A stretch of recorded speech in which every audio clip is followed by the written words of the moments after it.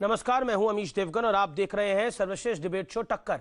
मात्र 8 महीने के भीतर लखनऊ में दंगे की कोशिश हुई, दिल्ली में दंगे हुए, बेंगलुरु में हिंसा का खेल खेला गया। लेकिन जब इन दंगाइयों से पाई पाई वसूलने की तैयारी होती है तो कुछ लोग इन्हें कवर फायर देने लगते हैं, ट्विटर से लेकर नेताओं तक। तो क्या दंगाइयों को देश में आग लगाने की खुली छूट दे दी जाए? क्या दंगा तंत्र को हिंसा का तांडव करने की आजादी दे दी जाए?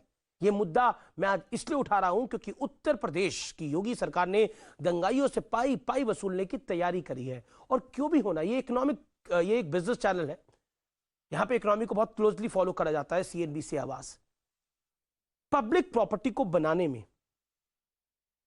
बजट का एक बड़ा हिस्सा लगता है, लेकिन पब्लिक प्रॉपर्टी को जलाने में सिर्फ 1 मिनट। तो जो पब्लिक प्रॉपर्टी जलाएगा, किसी भी धर्म का हो, किसी भी राज्य का हो, उससे पैसे क्यों नहीं वसूले जाने चाहिए? और जिसका नुकसान हो उसके लिए अगर योगी सरकार ट्रिब्यूनल बनाती है तो इसमें धर्म कैसे आ जाता है आड़े? आज सीएनबीसी आवाज की टक्कर में इसी मुद्दे पर बहस होगी। और बहस में आज हम एक बेहद नया प्रयोग कर रहे हैं, इसलिए आज की टक्कर सीएनबीसी आवाज पर अवश्य देखिएगा, जरूर देखिएगा। 3 बनाम 3 बीजेपी के होंगे और 3 बीजेपी के विरोधी होंगे। ऐसा प्रयोग पहली बार सीएनबीसी आवाज की टक्कर में हम करने जा रहे हैं।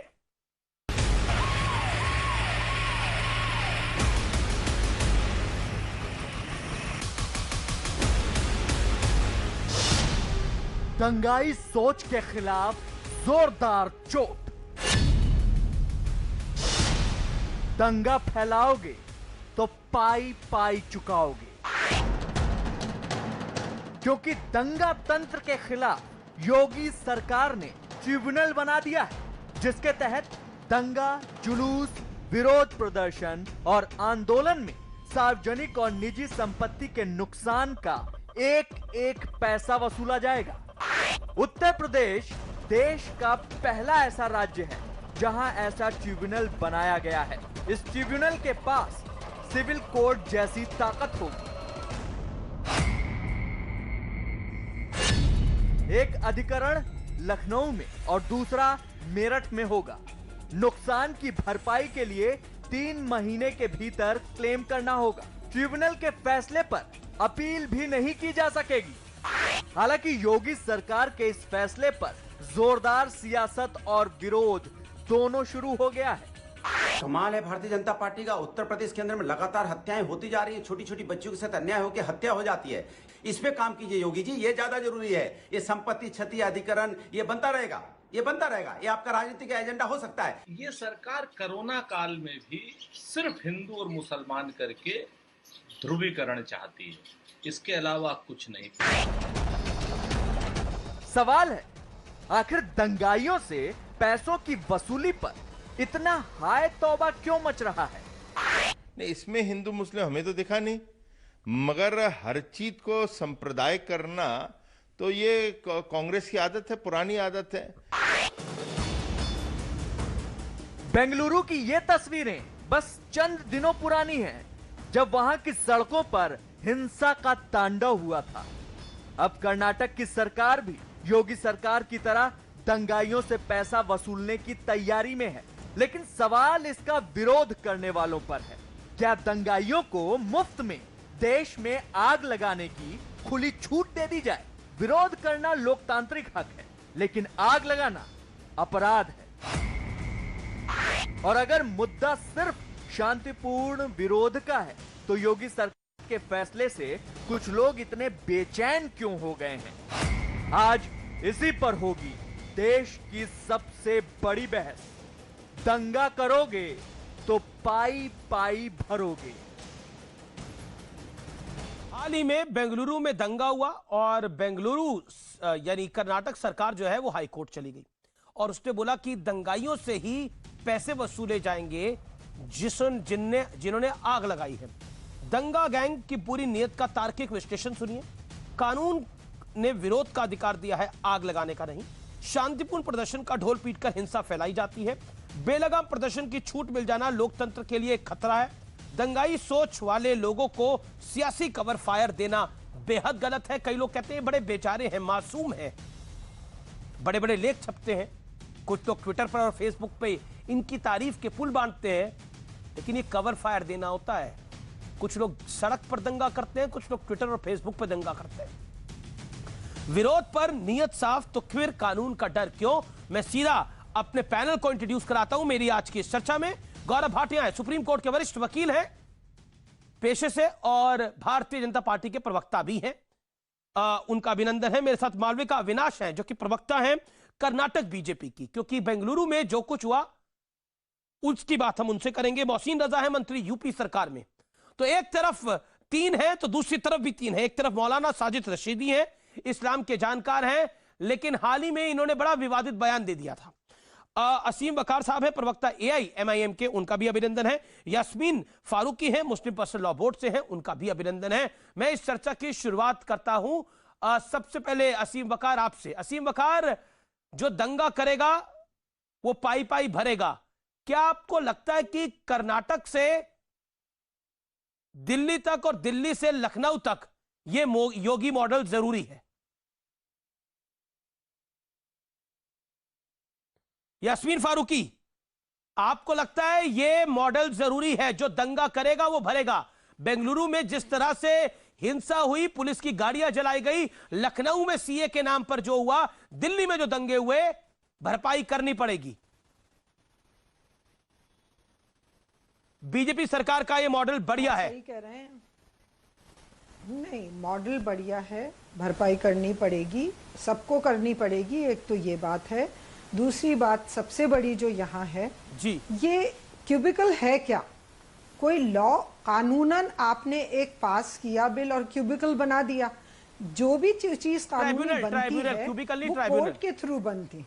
ट्राइब्यूनल जो भी बनाया है उन्होंने, वो मेरे हिसाब से कोई तरीका नहीं है। वो आप आगे अपील भी नहीं कर सकते हैं।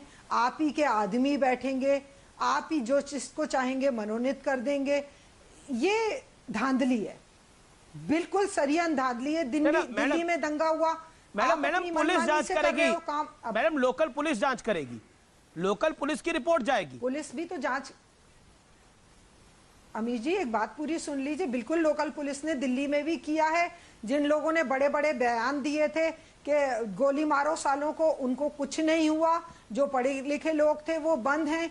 तो अब ये तो दादागिरी जो चल रही है उसको आप रोक नहीं सकते। योगी सरकार से मैं सिर्फ एक बात पूछना चाहती हूँ, इस बात की उन्हें इतनी, और मैं एक महिला हूँ, देखिए महिलाओं के साथ ज्यादती हो रही है, दलितों के साथ वहां क्या हाल हो रहा है।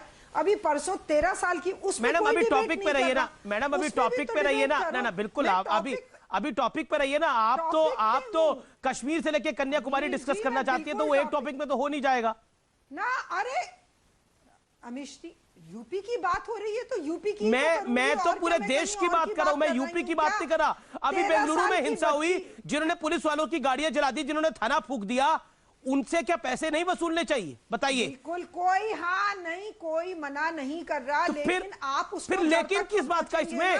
ना फिर इसमें लेकिन किस बात का? उसमें एक्शन, बात तो पूरी सुन लीजिए, चिल्लाने से काम। मैं तो चिल्ला ही नहीं रहा, मैं तो लेकिन पूछ रहा हूं आपसे।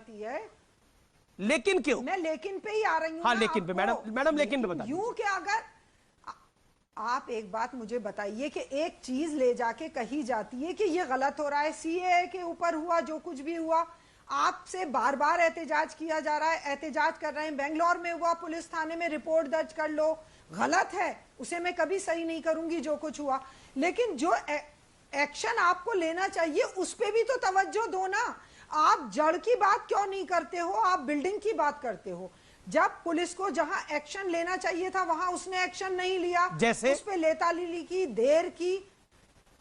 भाई एक आदमी गलत डाल रहा है, एक कानून है कि उसको अरेस्ट करो या उससे बात करो, उसके खिलाफ मुकदमा दर्ज करो। आप वो तो कर नहीं रहे हो, भीड़ पे भीड़ इकट्ठी करवाए जा रहे हो। मालविका अविनाश, क्योंकि FIR दर्ज नहीं हो रही थी तो क्या करेंगे फिर?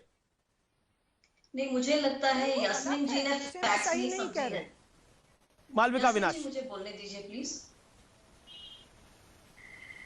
5:30-6 बजे ये लड़का फेसबुक पे पोस्ट डालता है 7 साढ़े 7 बजे ये लोग पहुंच जाते हैं पुलिस स्टेशन रिपोर्ट दर्ज कराने के लिए, और खुद डीसीपी नॉर्थ ईस्ट बेंगलुरु के मौजूद होते हैं पुलिस स्टेशन में, और इनसे कहते हैं कि हमने कंप्लेंट लिख लिया है, हम उस लड़के को बुलाते हैं, उसके बाद इसका इन्वेस्टिगेशन होगा और उसको जो पनिशमेंट मिलना चाहिए वो मिल जाएगा। लेकिन इनको सब्र बिल्कुल नहीं था, क्योंकि जलाने का पहले से प्लान था। सब्र इसलिए नहीं था क्योंकि जलाने का पहले से प्लान था। हम ये बात समझ लें कि यास्मीन जी तो घुमा घुमा के बोल रही है, मैं सीधा बोलती हूँ। अहम मुद्दा और सबसे बड़ा मुद्दा जहां तक बेंगलोर का सवाल है यही है कि this was not a communal violence. ये हिंदू मुसलमान वाला मामला नहीं था, ये मजहब वाला नहीं था, ये था देश के ऊपर। आपने अगर पुलिस स्टेशन जलाया है तो ये विद्रोह तो देश के ऊपर है ना। This is arson against the state. Police station को कोई नहीं चलाता कि किसी का कंप्लेंट दर्ज नहीं हुआ, और वो लड़का कोई उसको लाना भी तो है, उसको लेके आना है, ये इंक्वायरी करनी है, सब कुछ तो करना है। लेकिन इनको बिल्कुल सब्र नहीं था, और पहुंचे भी कैसे? With stones, with sticks, with weapons, with petrol bombs, और जो गाड़ियां थी, जो एक ही रास्ता था पुलिस स्टेशन पहुंचने वाला, दी ओनली मोटरेबल रोड, उसमें गाड़ियां जला दी। और मैडम दलित की बात कर रही है, घर तो दलित का ही जला ना बेंगलोर में भी।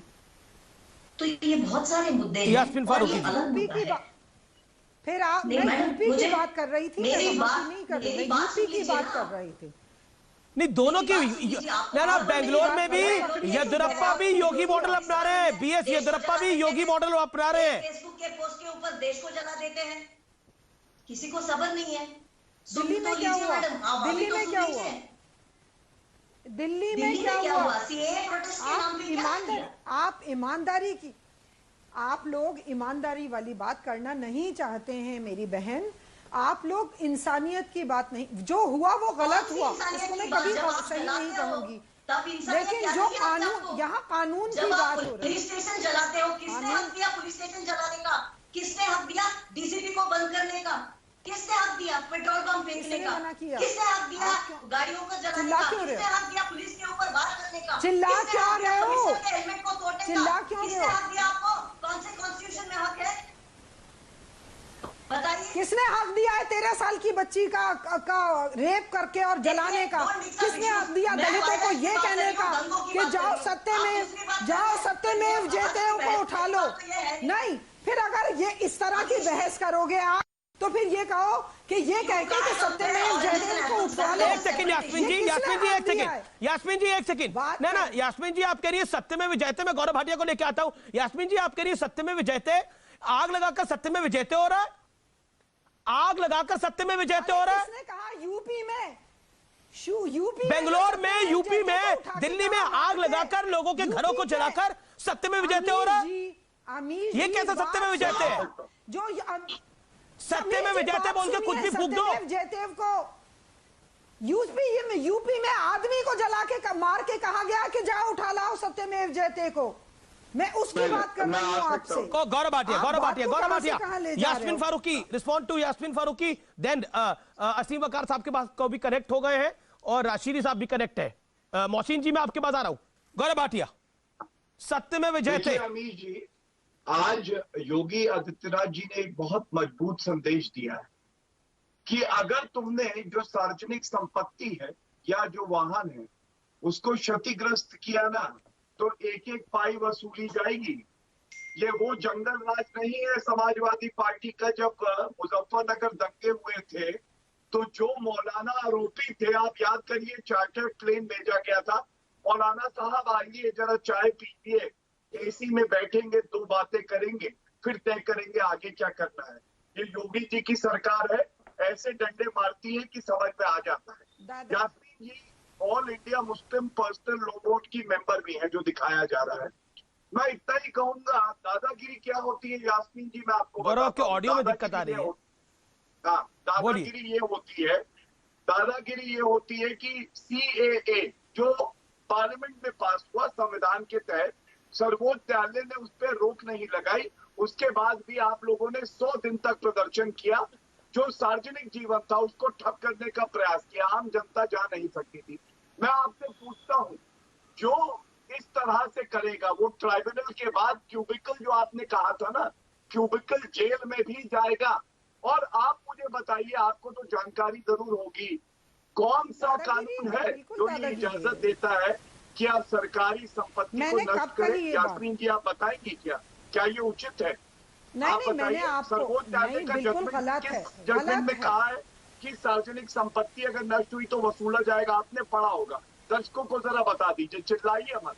हम दादागिरी नहीं करेंगे, हम तो कानूनगिरी करेंगे। कानून के डंडे जरूर पड़ेंगे उनको जो दंगाई, और दंगाई का अगर आप धर्म ढूंढेंगे तो आपको ज्यादा परेशानी होगी। बताइए कानून क्या कहता है? धर्म तो आप ढूंढते हैं, धर्म ढूंढना मेरा काम नहीं है, धर्म ढूंढना आप लोगों का काम है। हमारे देश का कानून और संविधान में ये कहाँ अनुच्छेद में लिखा है कि आप सरकारी संपत्ति नष्ट करेंगी? यास्मीन जी बताइए। इस पैनल पे जवाब देने की जो साजिद रशीदी जी बैठे हैं ना, भगवान राम के मंदिर के लिए जवाब देने की कोशिश करूं तो जवाब नहीं देने दे रहे। उनका भी नंबर आएगा। ऐसे लोगों को आप दंगाई कहेंगे या प्रदर्शनकारी कहेंगे? बताइए यास्मीन। आप चुप हो तो जवाब देने कोई। देखिए प्रॉब्लम ये है, देखिए कि ये धर्म और ये करना आपका काम है, ये हमारा काम नहीं है। हम लोग इस तरह की बात ही नहीं करते। यहाँ बात सिर्फ ये है कि दिल्ली में जो कुछ हुआ, गाड़ियां जलाएंगे। अरे ये योगी जी की सरकार है। मैं फिर कहता हूँ, आप लोग कुछ महीने पहले चुनौती दे रहे थे, मुझे मालूम है, पोस्टर लगाए गए थे, कानून आ गया, कानून के तहत ट्राइब्यूनल बन गया, सुप्रीम कोर्ट ने गौरव वो लाइव व्यू पर है, आप स्काइप पर हैं, आपका ऑडियो कमजोर आ रहा है, आप उनको अपनी बात रखने दीजिए, नहीं तो आपकी आवाज भी नहीं जा पाएगी। आप पहले उनको अपनी बात रखने दीजिए, फिर आप बोलिए। यास्मीन जी बोलिए। हम लोग कोई धर्म की बात नहीं करते। दंगाई अगर कोई कुछ कर रहा है, वो कोई भी हो, तो वो गलत है। हम उसको कभी भी अप्रिशिएट नहीं कर रहे कि ये सही है। पर ये जो किया जा रहा है कानून, ये आप भी समझ रहे हैं और सब समझ रहे हैं कि जो आप ज्यादा बेहतर जानते हैं। आप सुप्रीम कोर्ट के लॉयर, आप बोलने नहीं देंगे। अगर आप बोलने नहीं देंगे तो बेकार। मैं आपको बताऊं, आप मेहनत नहीं करना चाहेंगी, ये जजमेंट पढ़िएगा। आप बोले जाइए, आप बोले जाइए, मैं कुछ नहीं। जजमेंट पढ़े बिना कानून की जानकारी लिए आके बस कुछ भी बोलने लगे। मैं पूछ रहा हूँ आपसे, इनको या तो चुप कर दीजिए या तो सुन। साथी यहाँ है, उन्होंने बिल्कुल स्पष्ट सही तथ्य रखे। एफआईआर नहीं होगी तो आप पुलिस स्टेशन जला देंगी। ओके गौरव भाटिया आपने अपनी बात को रख लिया। गौरव भाटिया आपने अपनी बात को रख लिया। अब यास्मीन फारूकी को बोलने दीजिए। यास्मीन फारूकी को 30 सेकंड बोलने दीजिए। फिर साजिद रशीदी भी इंतजार कर रहे हैं, और मोहसिन रजा साहब भी, और असीम वकार साहब। दंगाइयों की बात आप करते हो। बेंगलोर में जो हुआ वो गलत हुआ, मैं बिल्कुल उसको 100% वो रॉन्ग है। लेकिन जो दिल्ली में हुआ उसका आप क्या कहेंगे? जब आप ईमानदारी पे आओ ना, तो फिर ईमानदारी की बात करो। फिर आपकी पार्लियामेंट में और सर्वोच्च न्यायालय में गौरव आपका ऑडियो क्लियर नहीं है, मेरा निवेदन है, ऐसे कुछ समझ में नहीं आ रहा, मुझे ऑडियो ऑफ करना पड़ेगा। ओके बोलिए यास्मीन जी, आप बोलिए 30 सेकंड्स के लिए, एक एक करके सब बोले, क्योंकि ऑडियो क्लियर नहीं है। पीसीआर गौरव भाटिया का ऑडियो क्लियर करिए। बोलिए यास्मीन जी। मैं बोलती हूँ, वो बोलना बंद शुरू कर देते हैं। मैं उनको क्या जवाब दूं? मैं उनको एक ही बात कह रही हूँ बार बार कि बेंगलोर में हुआ, उसके लिए किसने ये कहा कि वो सही हुआ? जो आम आदमी कर रहा है वो दंगाई सब हैं। वो हिंदू मुसलमानों को मत अलग अलग करिए। किसने बात है यास्मीन जी? मुसलमान। लेकिन गौरव भाटिया ने तो हिंदू मुसलमान करा ही नहीं। बात पूरी होने दी, करा है। अभी उन्होंने कहा धर्म की बात आप करिए। अभी गौरव माथुर ने ये बात कही है। उन्होंने बोला धर्म की बात मत करिए, उन्होंने बोला धर्म की बात मत करिए, वो आप जाने। उन्होंने किसी धर्म की बात नहीं करी। मैं भी यही कह रही हूँ कि वो जाने। लेकिन जब दिल्ली की बात होती है, जब जामिया की बात होती है, जब शाहीन बाग की बात होती है, तब ये कहाँ चले जाते हैं ईमानदार लोग?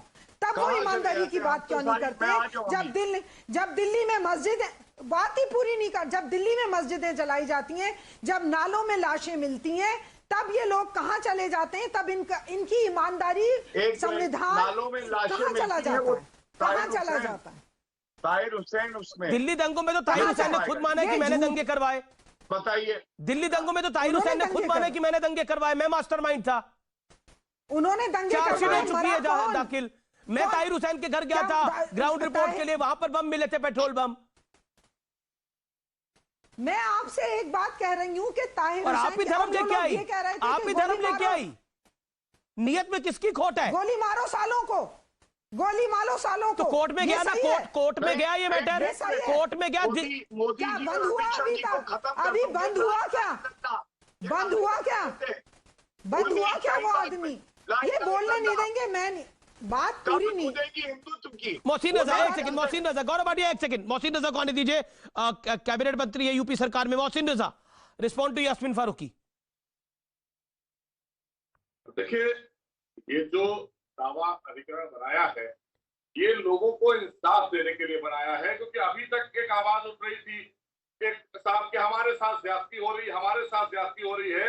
ये सबके लिए एक सरकार कोई भी कानून लाती है वो सबके लिए होता है। उत्तर प्रदेश में 23 करोड़ जनता के लिए है। हमारी बहन यास्मीन जी बात कर रही है। अब कोई हड़ताल पे बैठता है, कोई बंद करता है, कोई और तमाम से आंदोलन करता है, लेकिन उस आंदोलन में अगर कोई दंगा फसाद या कोई क्षति पहुंचती है किसी भी तरह से, चाहे प्राइवेट प्रॉपर्टी हो चाहे सरकारी संपत्ति हो, तो उसकी वसूली के लिए अगर किसी निजी संपत्ति को नुकसान पहुंचा है तो वो अपना दावा पेश कर सकता है, सबूत देकर अपने पैसे वसूल सकता है। और हमारे पास इसीलिए ट्रिब्यूनल बना दिया गया है। तो अब इंसाफ की बात हो रही है। अब जब इंसाफ की बात हो रही है तो हम चले जाते हैं दिल्ली, हम चले जाते हैं कहीं और, पुरानी बातें करने लगते हैं। अगर आज कोई अच्छी चीज की बुनियाद पड़ रही है तो वो हम सबके लिए तो 13 अच्छी साल की है। बच्ची की बात करो ना, आम सबके लिए, महिलाओं ये की तो बात करो आपको ना। आपको ये सवाल पूछना चाहिए कांग्रेस से, जिनके राज में 30,000 दंगे हुए, कांग्रेस के शासन के दौरान सांप्रदायिक दंगे हुए, लोगों के घर फूके गए, पूरी बस्तियां जलाई गई, सरकारी संपत्तियां जलाई गई। उन्होंने इस तरह का कोई इंतजाम नहीं किया। लेकिन आदरणीय योगी जी की सरकार में हमने ये व्यवस्था दे दी है कि अगर कोई निजी संपत्ति को क्षति पहुंचाता है उसकी वसूली की कार्रवाई होगी तो भू राजस्व के बकाये के रूप में होगी।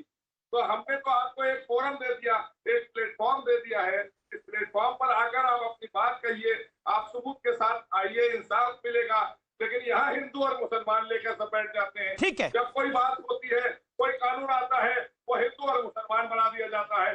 हम कानून लाते हैं देश और प्रदेश की जनता के हित के लिए, लेकिन आपको उसमें एक ही चश्मा लगा हुआ है। बड़ा अफसोस होता है। मैं असीम बकार और साजिद रशीदी को चर्चा में लेके आया तो असीम बकार साहब, मैं बहुत देर से सुन रहा था। बुलंदशहर में, पश्चिम उत्तर प्रदेश में सुबोध सिंह नाम के सेक्टर की हत्या हो गई और हत्या करने वाले को भारतीय जनता पार्टी ने, जो हत्या का दोषी था, जब जमानत पर आया तो भारतीय जनता पार्टी ने, योगी जी ने उससे वसूली नहीं की, बकायदा उल्टा भारतीय जनता पार्टी ने उसको मनसब से नवाजा। तो अगर आपका पैमाना ये है तो फिर आपको जवाब देना पड़ेगा। गौरव भाटिया जी कह रहे हैं सारा जितना भी मामला है सब इन्होंने धर्म पर डाल दिया। समाजवादी पार्टी की सरकार में मुरादाबाद में एक जगह है काठ में एक दंगा हुआ। उस दंगे में बीजेपी के लोगों के द्वारा वहां के डीएम की आंख फोड़ दी गई। उसका मुआवजा कौन देगा? वो आंख के बदले आप योगी जी लेंगे? किससे लेंगे योगी जी आंख? वो जो बेंगलुरु पर क्या बोलेंगे आप? सर, हम तो बेंगलोर से भी बोलेंगे, गुजरात से भी बोलेंगे, महाराष्ट्र पे भी बोलेंगे, सूरत पे भी बोलेंगे, बंबई पे भी बोलेंगे, दिल्ली पे भी बोलेंगे, 84 पे भी बोलेंगे, भागलपुर पे भी बोलेंगे, मुरादाबाद पे भी बोलेंगे। हम तो बैठे ही नहीं है बोलने के लिए। आप सुनने की हिम्मत रखिए तो बताइए। नहीं, हिम्मत नहीं, इसमें कोई हिम्मत की बात नहीं। आप अपनी बात को रखिए। आप हर बात पे हिम्मत क्यों तलाशने आ जाते हैं कि सबकी? कुश्ती का मैदान तो है नहीं, ये तो बहस है। मैं कुछ कहूँ अमीर, सुनिए।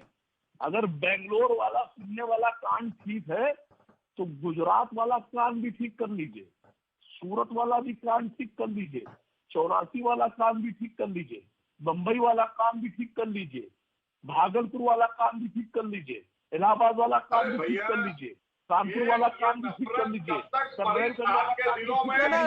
इसमें तो असीम बखार, इसमें गुजरात की कैटेगरी, आपने भागलपुर की कैटेगरी है आपने डाली, मैं तो सारी कैटेगरियों की बात कर रहा हूं। मैं तो पिछले 9 महीने में जो दंगे हुए उनकी भी बात कर रहा हूं। आप पिछले 9 महीने के दंगे की बात नहीं करना चाहते। दिल्ली जब जलाई गई उसकी बात नहीं करना चाहते आप। बेंगलोर जो जलाया गया उसकी बात नहीं करना चाहते। लखनऊ जो जलाया गया उसकी बात नहीं करना चाहते।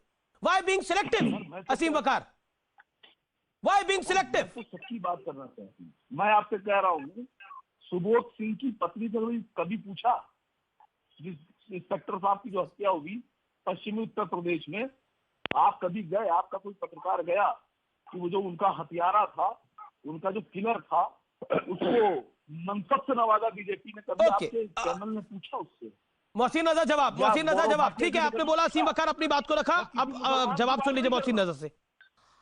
आपके ऑडियो में भी दिक्कत है, आपके ऑडियो में भी। उत्तर प्रदेश में जब से आदरणीय योगी जी की सरकार आई है, अपराधी या तो जेल में है या दुर्दांत अपराधी इनकाउंटर में मारे जा रहे हैं, लेकिन उसमें भी सियासत दिख रही है लोगों को, क्योंकि ये नहीं चाहते थे, पिछली सरकारें महिमा मंडित करती थी अपराधियों को। और ये वो जो बात कह रहे हैं, अगर कहीं कोई इस तरह की चीज हमारे से उसको नहीं जोड़ा जा सकता। हमारी सरकार निष्पक्ष होकर कार्य कर रही है, अपराधियों को जेल भेजने का काम, लोगों को न्याय देने का काम, लोगों को सुरक्षा देने का काम कर रही है। लेकिन कुछ लोग हैं, मैं माफ करिएगा, कुछ लोग हैं जिनकी रोटी हिंदू मुस्लिम पे चल रही है, वो यही बातें करेंगे और वो बातों को कोई रोक नहीं सकता। लेकिन जब कार्रवाई होगी तो अरे साहब मुसलमानों के खिलाफ कार्रवाई होती है, तो भैया जहर उगलना बंद करिए। आप हिंदुस्तान के लिए बोलिए, साजिद रशीदी, हिंदू और मुसलमान के लिए बोलने की जरूरत नहीं है। साजिद रशीदी जी अमीश भाई, क्या आपको लगता है कि योगी मॉडल बेंगलोर में भी चलेगा, लखनऊ में भी चलेगा, और ये वाकई सही मॉडल है जिसमें जो दंगा करेगा वो भरेगा? नहीं देखिए, बहुत अच्छी बात है, इसमें कोई दो राय नहीं है। अगर कोई ऐसा कानून बनता है कि दंगाइयों के खिलाफ इस तरह के कोई कानून बने, हम भी चाहते हैं कि बनना चाहिए। लेकिन बेंगलोर की हरकत जिस तरह से हो रही है उसको समझिएगा आप।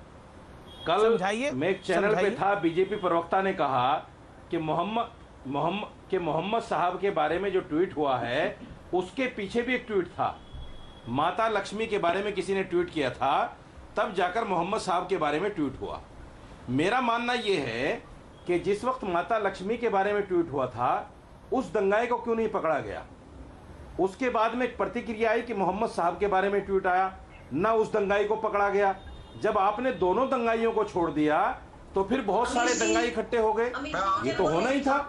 जब आप कह रहे हैं प्रतिक्रिया की क्रिया हुई है जी तो उस पर तो कुछ ना कुछ होना ही मालविका अविनाश, मेरा मानना यह है कि जब सरकार आपकी है, आपकी सरकार को पहले ही ट्वीट पर उस आदमी को पकड़ लेना चाहिए था, उसके खिलाफ कड़ी कार्रवाई करनी चाहिए थी। ये बात आगे ही नहीं बढ़ती। दूसरी मालविका, ठीक है, मालविका अविनाश से जवाब ले लेते हैं। मालविका जी, तो अमीश जी, देखिए एक सेकंड, आपने एक बात रखी, मालविका को जवाब देने दीजिए, 30 सेकंड। मैं आधा घंटे से बैठा हूं। नहीं, आपको मैं आगे फिर मौका दे रहा हूं। सर, आप फैक्ट समझने की कोशिश कीजिए। जिसने भी ये पोस्ट, फेसबुक पोस्ट लगाया, वो एक रिएक्शन था, वो अलग बात है, लेकिन उसको नहीं माना पुलिस ने। पुलिस ने सीधा कंप्लेंट दर्ज कराया, उसको ढूंढा, पकड़ के लाए, अब वो जेल में बंद है। बस इसका मतलब ये नहीं है कि दंगे शुरू कर दिए जाए। उसका रिएक्शन ये तो नहीं हो सकता ना कि दंगे शुरू कर दिए जाए। अगर जेल में कब बंद हुआ? एक पोस्ट है फेसबुक के ऊपर, रोज कितने अरे मोहतरमा, जेल में कब बंद हुआ? देवताओं के बारे में हम कोई दंगे थोड़ी करते हैं। आप बताइए, 2 घंटे में ऐसा क्या हो गया कि दंगे करने शुरू हो जाए? 7 बजे जाते हैं पुलिस स्टेशन में, 9 बजे तक बेंगलोर जलता है। देखिए, तो कैसे बताइए, इसको आप जस्टिफाई करते हैं क्या? फेसबुक का और जिन्होंने बेंगलोर को जलाया उनसे पैसे वसूले जाएंगे तो तकलीफ किस बात की है? जिन्होंने बेंगलोर को जलाया वो दे अपनी जेब से पैसे। अब अमीश भाई, जिन्होंने थाना जलाया, अमीश भाई मैं अपनी बात पूरी हाँ बोलिए, मालविका अविनाश को जवाब दीजिए। देखिए, मैं ये कह रहा हूं कि मोहतरमा ने मेरी बात को सही से सुना ही नहीं है, और आदमी बात को सही से उस वक्त नहीं सुनता जब अपने आदमी के डिफेंड में आ जाता है। सुन लीजिए मोहतरमा, सुन लीजिए, फिर बात में जवाब दीजिए। सुनिए, पुलिस स्टेशन में। अरे सुन लीजिए, आप बोली तो मैं तो नहीं बोला, आप बोली तो मैं तो नहीं बोला, तो मैं बोल रहा हूँ, आप भी सुन लीजिए। मेरा मानना ये है कि जब भी सुनूंगी, मैं देश को सुनने भी नहीं दूंगी। आप अगर झूठ बोलोगे तो मैं नहीं सुनने दूंगी किसी को। आप सही बोलिए, नवीन अंदर बंद पड़ा है, सच तो यही है। आप लोगों की तो आदत है ये कि सच को झूठ बना के पेश करना है। उसको बंद कराया। अमीश भाई, मैं बोलूं कि न बोलूं? अमीश भाई, मैं बोलूं कि न बोलूं? बोले बोले बोले साजिद रशीदी ये बोले, आप ये कृपया करके जरूर बोले कि जिन्होंने वहां पर दंगा करा, जिन्होंने बेंगलोर जलाया, उन पर उनसे पैसे वसूलने चाहिए, जरूर बोले आप, हाँ या ना? हाँ बोल रहा, मैं बोल रहा हूँ। हाँ या ना बताइए ना। अगर उनसे पैसे वसूले जाएंगे वो सही होगा या गलत होगा, हाँ या ना? अरे भाई, मैंने पहले ही सवाल जवाब में कहा, अपने वक्तव्य में कहा कि ऐसा होना चाहिए, बहुत अच्छी बात है, और मैं फिर कह रहा हूं कि बहुत अच्छी बात है, लेकिन इससे पहले कानून बनना चाहिए कि जो भी आदमी किसी धर्म को बुरा कहे, सोशल मीडिया के जरिए से या प्रेस मीडिया के जरिए से या इलेक्ट्रॉनिक मीडिया के जरिए से या अपने भाषण में, अपनी तकरीरों में, उस पर भी एक कानून बनना चाहिए। तो कानून है, आदमी को फांसी दे दी जाए। आप पढ़ के नहीं आए रशीदी साहब, कानून तो है, भावनाओं, कानून तो है, किसी के धर्म को बुरा कहे उस पर भी कानून बनना बिल्कुल। चाहिए। जो किसी के धर्म पे बात की बात आती है, वो उसमें कानून है, आईपीसी की धारा है उस पर। सर कंप्लेंट का बेसिस ही कानून है। अरे मेरे भाई, नहीं, एफआईआर नहीं होगी, जला देंगे। अगर ना उसका आपका काउंटर है कि अगर जला देंगे, अगर संपत्ति जला देंगे तो ये कानून, पैसे लेने वाला तो कानून आप बनाइए, लेकिन उसके पहले ये कानून बनाइए, वो कानून तो है ही, वो किसने मना करा? अगर आपने जैसे बोला था कि राम मंदिर की नींव पड़ी, 500 साल बाद ये मंदिर टूट जाएगा, वहां मस्जिद बन जाएगी, तो आपने भी तो हेट स्पीच दी थी ना रशीदी साहब, आप पे भी कानून लगेगा।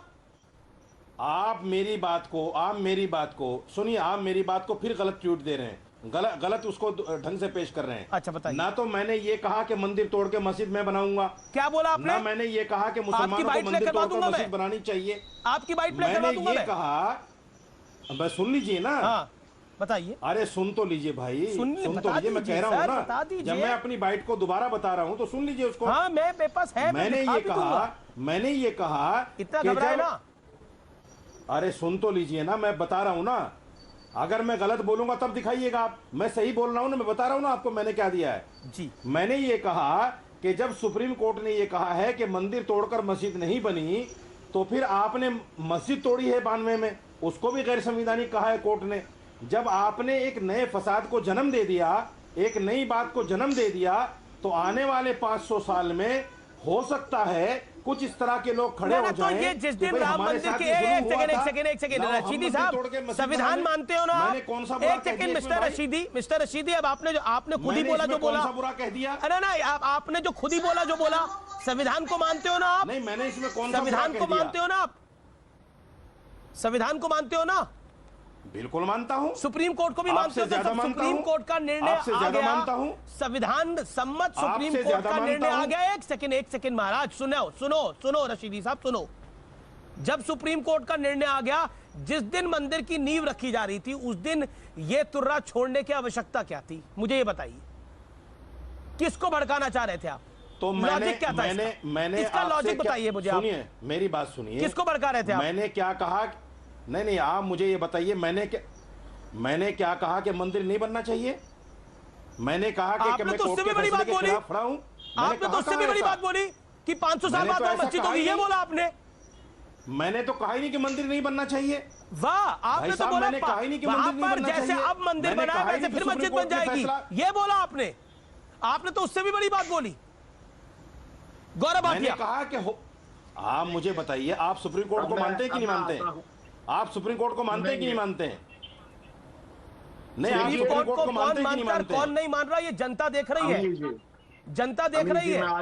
जब सुप्रीम कोर्ट ने ये कहा पैसे वसूलने की बात हो तो फिर घुमाकर, जब कोर्ट ने ये कहा है कि मंदिर तोड़कर मस्जिद नहीं बनी। एक second, Gaurav Bhatia wants to say something. Gaurav Bhatia, ये मेरे हाथ में ये साजिद रशीदी जी नहीं है, ये इनका जुड़वा भाई है, और उनसे बड़ा आतंकी कौन होगा? देखिए, इनका एक ट्वीट है, इनके ट्वीट में ये स्पष्ट लिखा है और साजिद रशीदी के भाई ने लिखा है। साजिद रशीदी तो बहुत अच्छे इंसान है। इन्होंने कहा है अगर आज मंदिर बन रहा है तो आगे चल के ये हो सकता है कि वो मंदिर तोड़ के मस्जिद बना दी जाए। ये होते हैं असली दंगाई। साजिद रशीदी कभी ऐसा नहीं कर सकते, लेकिन इनके भाई हैं, ऐसी ट्वीट भी करते हैं, ऐसी भाषा भी बोलते हैं। और ये केवल जो वायरस है ये साजिद रशीदी तक नहीं है। प्रियंका वाड्रा गांधी जब योगी जी की सरकार मजबूत कदम उठा के दंगाइयों के खिलाफ कार्रवाई कर रही थी तो प्रियंका वाड्रा गांधी हिंदू मुस्लिम खेल रही थी। वो कह रही थी एक धर्म विशेष के लोगों को टारगेट किया जा रहा है। मतलब ये सोच है आजकल के नेताओं की। और मैं गर्व से कहता हूं वो भी समय हमने देखा है, चाहे मौलाना स्टेट प्लेन में बैठ के गए हो वो तत्कालीन मुख्यमंत्री से मिलने, या मौलाना बरकती पश्चिम बंगाल में जो प्रधानमंत्री के लिए अपशब्द कहते हैं और उनको मंत्री का दर्जा दे दिया जाता है। और आज योगी जी की सरकार है, वो सुनिश्चित कर रही है कि हमारा रुपया। गौरव भाटिया, आपकी सरकार पर आरोप है कि इस दंगे की भरपाई के चलते आप एक विशेष वर्ग को टारगेट कर देते हैं, यह आप पे आरोप है। देखिए, जिनको मजहब के नाम पे राजनीति करनी है, अपना शोरूम चलाना है, उनको आतंकवादियों में भी धर्म दिखाई देता है।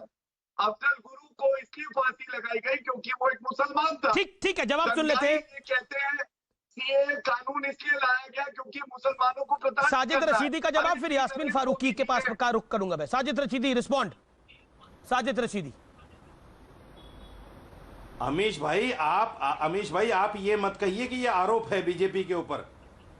मैं कह रहा हूं कि ऐसा बीजेपी कर रही है, ये आरोप नहीं है, ये सच्चाई है, ये सत्य है। ये ऐसा सत्य है जैसे सूरज निकलता है, ये ऐसा सत्य है जैसे दिन के बाद रात आती है, ये ऐसा सत्य है। जब मुसलमान को गाय के नाम पर मारा जाता है। गौरव आप शांत हो जाओ।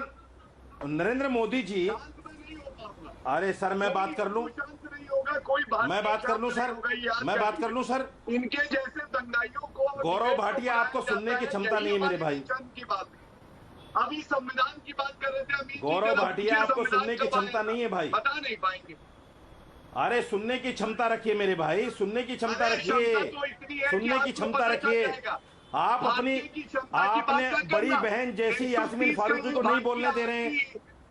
बड़ी बहन जैसी यास्मीन फारूकी को नहीं बोलने दे रहे हैं आप मुझे नहीं बोलने दे रहे हैं। आप क्यों नहीं बोलने दे रहे हैं भाई? दंगाई तो आप हैं, हम थोड़े दंगाई हैं। दंगाई तो आप हैं। गौरव भाटिया, आप चैनल पे बैठे हुए दंगा कर रहे हैं।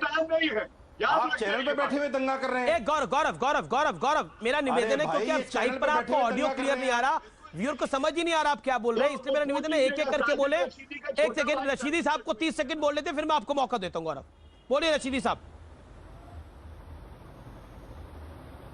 देखिए अमीश भाई, दंगा इसी चीज का नाम है, इसी को आतंकवाद कहते हैं कि सामने वाले को डराया जाए, सामने वाले को आप डरे हुए हैं। आप तो सुप्रीम कोर्ट के फैसले को बोगस कहते हैं रशीदी जी। बीजेपी के रशीदी, मिस्टर रशीदी, आप तो सुप्रीम कोर्ट के फैसले को बोगस कहते हैं। मेरे भाई, आपने तो सुप्रीम कोर्ट के फैसले को बोगस किया ना, क्या ना, इसीलिए आप पर एडवोकेट जिंदल ने कंटेम्प्ट दायर किया सुप्रीम कोर्ट में। आपने तो सुप्रीम कोर्ट के फैसले को बोगस कहा रशीदी साहब। आप मुझे कहा कि नहीं कहा? मेरा जवाब भी नहीं सुनने। मैं तो जवाब आपका सुनो। आपने सुप्रीम कोर्ट के फैसले को बोगस कहा। अरे मेरा जवाब तो सुन लो मेरे भाई। आपने सुप्रीम कोर्ट के, सीधी साहब मैं सम्मान बात करता हूं।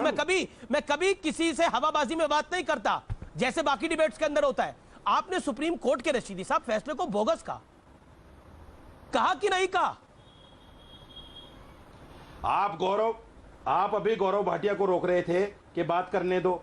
अभी आपने वो सर, मेरा सवाल पूछने का हक है। ये हक जिस संविधान की आप लड़ाई लड़ते हैं उसी संविधान ने दिया है, फ्रीडम ऑफ स्पीच। दीजिए भाई, फ्रीडम ऑफ स्पीच। मैं आधी मिनट बोल लूं, आप 30 सेकंड बोलिए। आपने, मैं जानना चाह रहा हूं, ये सुप्रीम कोर्ट के फैसले को बोगस कह के कौन से संविधान की रक्षा कर रहे थे? आप बताइए, किस मुल्क के संविधान की रक्षा कर रहे थे? बताइए। आपके पास 30 नहीं 32 सेकंड है, 35 सेकंड है, जवाब मुझे बताइए। टाइम स्टार्ट ना हो रशीदी साहब। अच्छा सुनिए जी सर, सुनिए जी सुन रहा हूं। सुप्रीम कोर्ट ने यह कहा है कि मंदिर तोड़कर मस्जिद नहीं बनी, सुप्रीम कोर्ट ने यह कहा 1950 तक नमाज होती रही, सुप्रीम कोर्ट ने कहा रामलला प्रकट नहीं हुए, सुप्रीम कोर्ट ने कहा 92 में मस्जिद टूटी है, और फिर सुप्रीम कोर्ट ने कह दिया कि हम जगह मंदिर को देते हैं। ये कौन सा इंसाफ है भाई? सुप्रीम कोर्ट ने जो कहा वो मेरे को पता है, सुप्रीम कोर्ट ने जो कहा वो मुझे पता है। मैंने राम मंदिर के जजमेंट को पूरा पढ़ा है। अब सुनो, मैं आपसे पूछ रहा हूं, सुप्रीम कोर्ट के फैसले को आपने बोगस क्यों कहा? इसका जवाब दो देश को आज। आप मुझे बताइए, सुप्रीम, मैंने आपको पूरे 25 सेकंड दिए बोलने के लिए। सुप्रीम कोर्ट के फैसले को आपने बोगस क्यों कहा? भाई साहब आप मुझे बता दीजिए ना, आप ही बता दीजिए, दिल पे हाथ रख के, ये इंसाफ है क्या? क्या इंसाफ है? इंसाफ क्या होता है? दिल पे हाथ रख के बता दीजिए, इंसाफ है क्या? अरे मैं क्यों दिल पे हाथ रखूंगा? बोगस आपने कहा है, आप दिल पे हाथ रखिए। इंसाफ क्या होता है? योगी की सरकार इंसाफ नहीं करी, येदियुरप्पा की सरकार इंसाफ नहीं करी, नरेंद्र मोदी इंसाफ नहीं करे, अमित शाह इंसाफ नहीं करे, सुप्रीम कोर्ट को बोगस कहने वाले लोग इंसाफ कर रहे हैं। देश निर्णय ले, किस तरफ खड़ा है देश आज? सुप्रीम कोर्ट को बोगस कहने वाले इंसाफ करे देश के साथ। हो गया अमीश देवगन, ये तो ऐसा हो गया। सुनिए, नहीं बताइए ना, सुनिए तो सही, सुनिए तो सही, बिल्कुल सुनाइए ना। ये तो ऐसा हो गया, आप बोगस में, मेरे घर में चोरी हुई, आपका डब्बा गोला है हुजूर, कराने गया, दरोगा मुझसे कह रहा है कि साहब चोरी तो हुई है, माल तो आपका गया है, चोर भी पकड़ा गया, लेकिन ये माल चोर को ये कोई दरोगा की बात नहीं है भाई। महाराज बात सुन लो, ये मौलाना बात सुन लो, ये कोई दरोगा की बात नहीं है, ये ऑनरेबल सुप्रीम कोर्ट की बात है। Supreme court of India is pride of India. मस्जिद की नमाज को मानकर, मस्जिद के तोड़ने को मानकर और जगह मंदिर को दे दी, ये कौन सा इंसाफ है? तो ये जिरा करी ना आप लोगों ने, एक सेकंड, ये जिरा हुई ना सुप्रीम कोर्ट के अंदर, निर्णय आया ना। संविधान कहां मना करता है? 5 जजों की खंडपीठ थी, 5 जजेस की बेंच थी। उठाना आप योगी सरकार का फैसला मानेंगे? आप येदियुरप्पा की सरकार का फैसला मानेंगे? आप मोदी सरकार का फैसला मानेंगे? आप तो सुप्रीम कोर्ट की बात नहीं मानते, आप तो सुप्रीम कोर्ट की बात नहीं करते। वो मुनव्वर राणा कहता है कि सुप्रीम कोर्ट का फॉर्मर जीसीजी है, किस पर नहीं बोलना। भाई साहब, संविधान कहां मना करता है किस पर नहीं बोलना? मुझे बताइए, संविधान में कहां लिखा है कि सुप्रीम कोर्ट के फैसले पर कोई नहीं बोल सकता? सुप्रीम कोर्ट के फैसले को बोगस कहते हैं। मैंने तो आपसे, रशीदी साहब आपकी याददाश्त बड़ी कमजोर हो गई है। मैंने तो आपको आपसे 1.5 मिनट पहले रशीदी साहब सीधा सवाल पूछा, सुप्रीम कोर्ट का फैसला बोगस था, आपने जैसा बोला, ये किस संविधान की आप रक्षा कर रहे थे? सुप्रीम कोर्ट के फैसले को बोगस कहते हैं। सुप्रीम कोर्ट ने सब कुछ मानने के बावजूद मेरी जगह, मस्जिद की जगह मंदिर को दे दी। आप बताइए, दिल पे हाथ रखे, क्या इंसाफ है ये? आप बता दीजिए, इंसाफ क्या होता? अगर ये जगह, आप कह रहे हैं ये जगह अगर मस्जिद को मिलती तो इंसाफ होता, यानी फैसला मेरी तरफ का होगा तभी इंसाफ होगा। ये बहुत बड़ी बात कही गई है, ये बहुत बड़ी बात बोली आपने। फैसला मेरी तरफ का होगा, अगर मुस्लिम पक्ष का फैसला होगा तभी साजिद रशीदी की आंखों में इंसाफ होगा। मैं बताता हूं इंसाफ क्या है। वाह सर वाह, आपके संविधान की परिभाषा आज देश ने देखी, आज आपके संविधान की परिभाषा देश ने देखी। वाह, मैं बताता हूं, I want to clap for you, I want to clap for you. सुनिए, सुनने की हिम्मत रखिए, मैं बताता हूं इंसाफ क्या है। हिम्मत, इससे ज्यादा हिम्मत क्या है? इससे ज्यादा हिम्मत क्या रखे आप? भारत के संविधान की धज्जियां उड़ा रहे हैं इस डिबेट के अंदर बैठ के, और शर्म भी नहीं आ रही आप जैसे व्यक्ति को। नहीं, मैंने कोई संविधान के खिलाफ बात नहीं की। मालविका विनाश एंड देन गौरव भाटिया। मालविका विनाश, फैसले पर बोलना संविधान के खिलाफ है तो बताइए मुझे, ये कौन से इंसाफ की बात कर रहे हैं सर? आप कॉन्स्टिट्यूशन को अगर मानते हो तो सुप्रीम कोर्ट को भी मानना होगा आपको। 150 अरे इंसाफ के मंदिर में इंसाफ का कत्ल हो तो इंसान बोलेगा ना। इंसाफ के मंदिर में इंसाफ का कत्ल हो तो आदमी बोलेगा। बोलने के लिए संविधान ने मुझे कहा। Now it is wide open tonight on my debate.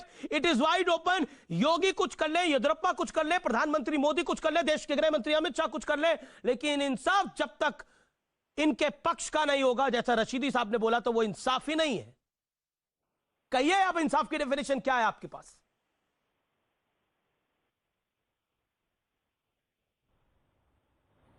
आप तो सुनना ही नहीं चाहते ना इंसाफ को, आप देखना आप इंसाफ ही कर रहे हैं सर। अभी भी आप कह रहे हैं आपको सुनना नहीं चाह रहा। मैं पिछले 7 मिनट से आप बोल रहे हैं और अभी भी आपको इंसाफ नहीं दिखाई दे रहा है। अगर किसी के साथ ना इंसाफी हो रही है इस बहस के अंदर तो गौरव भाटिया के साथ हो रही है, असीम वकार बैठे हैं उनके साथ हो रही है। आप डिबेट कर रहे हैं, लेकिन मोहसिन रजा के साथ हो रही है। सबसे ज्यादा आप बोले हैं, आप बीच में बोल जाते हैं, कभी गौरव भाटिया बोल जाते हैं। गौरव भाटिया चुप हो गए थे, सुनने ही नहीं देना जब चाहते से आपने इंसाफ की बात करी तब बोले गौरव भाटिया। मोहसिन रजा, देखिए, आपको एक चीज बताना चाहते हैं, ये वो लोग हैं जो हिंदुस्तान में शरिया अदालत में विश्वास करने के लिए या शरिया अदालत थोपने के लिए ठेकेदारी कर रहे हैं। चंद लोग हैं, ये संविधान की धज्जियां उड़ाते हैं बैठकर, माननीय सर्वोच्च न्यायालय के निर्णय पर बैठकर यहाँ डिबेट करते हैं। और ये वो लोग हैं जो पिछली सरकारों में ये उसको समर्थन करते हैं जो कार सेवकों पर गोली चलवा दे, निहत्थे कार सेवक जो आस्था के लिए जा रहे हो, उनका खून बह रहा हो, कत्ल हो रहा हो और वो पार्टी बनाए, उस पार्टी का समर्थन करते हैं। बाद में आकर यहाँ पर ये सब रोना रोते हैं। ये वो बिल्कुल भी ये जिस तरह का काम हो रहा है, शहबानो केस में अगर माननीय सर्वोच्च न्यायालय फैसला देगा तो मुस्लिम पर्सनल लॉ बोर्ड उस फैसले को कांग्रेस के प्रधानमंत्री पर दबाव बना के पलटवाएगा। एक मिनट मेरी बात पूरी होने दीजिएगा। पलटवाएगा। अब जब 370 हटेगा तो मातम करेंगे, तब 370 लगेगा तो जश्न मनाएंगे। आज अगर फैसला अदालत का आएगा, देश मानेगा, तो ये चंद लोग जो लोगों की ठेकेदारी करते हैं, ये अपनी दुकानें इनकी बंद होती दिख रही हैं इनको, तो आज ये यही कार्ड खेलेंगे, उन्हीं के दर पर जाएंगे। उन्होंने ही इनको पता नहीं कौन कौन से पुरस्कार दे रखे हैं। अपनी सरकारों के दौरान पिछली सरकारों ने इन लोगों को बाकायदा महीनों का भत्ता दिया, तो ये बिकाऊ हो जाते हैं। आज आकर यहाँ क्योंकि आपने साजिद रशीदी पे बोला है, मेरे को उनको मौका देना पड़ेगा 30 सेकंड। साजिद रशीदी बोलिए। बिकाऊ हैं आप, अमीश भाई, ये कहा मंत्री जी ने। मोहसिन रजा की ये मजबूरी है। नहीं, मोहसिन रजा की ये मजबूरी है, चूंकि इनको बीजेपी में रहना है। अगर ये मुझे गाली नहीं देंगे तो इनको मंत्री पद से हटा दिया जाएगा। मजबूरी आपकी हो सकती है, मंत्री पद से हटा दिया जाएगा। ये 2 दिन नहीं टिक सकते मंत्री पद पे। ये जो ये इनकी मजबूरी है। इस तरह की बातें, मैं आपकी मजबूरी समझता हूँ मंत्री जी। सरकार चल रही है देश के अंदर, मंत्री जी आपकी मजबूरी समझता हूँ। घर मिल रहे हैं, मंत्री जी आपकी मजबूरी समझता हूँ। हर तरह से ये कोरोना के दौरान उनके घर में राशन पहुंच रहा है। सारी चीजें मोदी जी की सरकार हो, योगी जी की सरकार हो, मंत्री जी आपकी मजबूरी समझता हूँ मैं भाई। सारी व्यवस्था दी जा रही है। मंत्री जी आपकी मजबूरी समझता हूँ। इस बात आपको मुझे गाली देना पड़ेगा, आपकी मजबूरी है। अगर आप नहीं देंगे तो कल से मंत्री पद से हटा दिया जाओगे। वो दर्द बताया जाए, भाई साहब, आपसे मंत्री पद से हटा दिए जाओगे। आखिर आज योगी ये वो पार्टी है, अच्छा काम हो रहा है, ये वो पार्टी है, दर्द हो रहा है। सुनिए, और एक सरकार जब समाजवादी पार्टी, ये वो पार्टी है कि आप मुसलमान होकर मुसलमान को गाली दे रहे हैं, इसलिए आपको मंत्री बनाया गया है। जिस दिन आपने मुसलमान को गाली देना बंद कर दिया, उसी दिन आपको हटा दिया जाएगा। आप करके देख लो इस बात को। की जाने जब गई और कार सेवकों की हत्या हुई, वो और सरकारें किसने बनवाई? मोहसिन ये कौन सा इंसाफ है? ये वो पार्टी है, इंसाफ की बात कर रहे हैं। यास्मीन फारूकी को मैं लेना चाहता हूं, एक second. All audios down. Yasmin Farooqui मैं दोबारा टॉपिक के ऊपर आता हूं। लखनऊ में जो ट्राइब्यूनल बना, जो मेरठ में ट्राइब्यूनल बना और बेंगलुरु में जो हिंसा हुई, उसकी भी जो संपत्ति का नुकसान हुआ वो दंगाइयों से वसूला जाएगा। राम मंदिर की स्थिति के बारे में जो रशीदी साहब ने बोला वो आपने सुना, और जो आपने टिप्पणी करी थी वो भी इस बहस के दौरान वो भी करोड़ों लोगों ने सुनी होगी।